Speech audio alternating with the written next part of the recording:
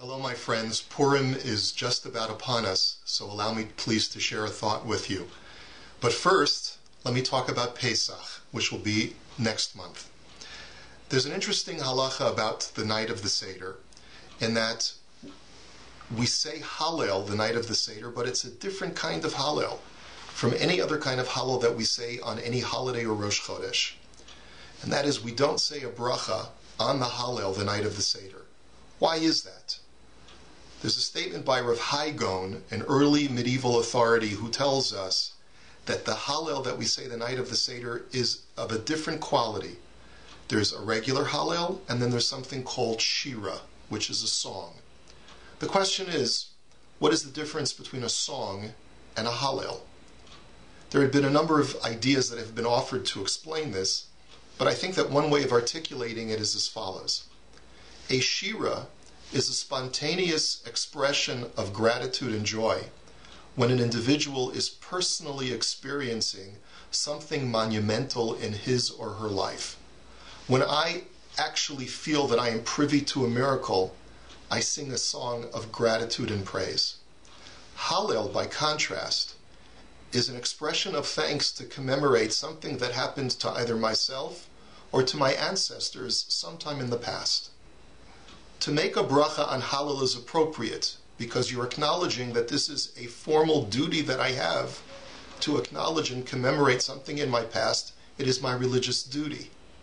But when I say Hallel the night of the Seder, I'm not dispensing a religious obligation. I'm singing a song of gratitude in that at the Seder I actually feel as if I'm leaving Egypt. And after all, that's what we say right before we say the Hallel. B'chol dor vador chayiv adam liros etz atzmo ki ilu hu yatsa mimitzrayim.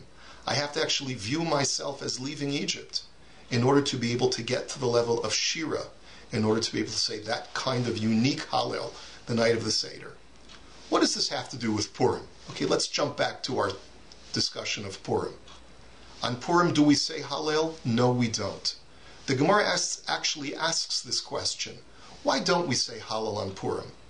One of the answers that's offered by the Gemara is that the Megillah itself acts as the Shira of Purim.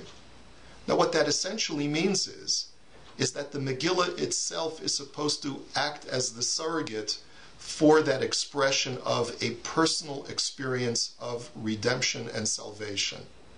And if that's the case, then it should turn out that over the course of the recital of the Megillah, by the time I've finished reading the Megillah, I should feel such a sense of inspiration. I should feel such a sense of salvation and thankfulness to Hashem for bringing this experience to my life, that I should view it as if my life today is being saved by the Ribono Shel Olam, because I'm a Jew and I'm re-experiencing the miracle of Purim. And that's why a Hallel does not have to be recited, because the Megillah, which is that surrogate Shira, serves that very purpose. I want you to think about this for a minute.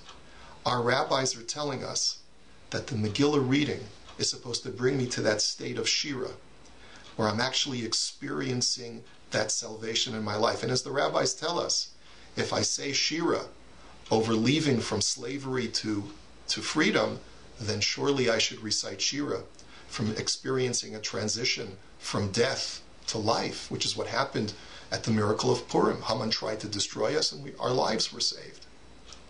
But what that tells us is that Purim is about losing ourselves, not losing ourselves to intoxication, not losing ourselves to become mindless, but rather we have to learn how to dissolve the world around us and immerse ourselves in the experience of being granted another day of miraculous life. Sometimes people have difficulty getting involved in a simcha, really getting into enjoying the moment, because there are so many things that distract us. People are having economic difficulties.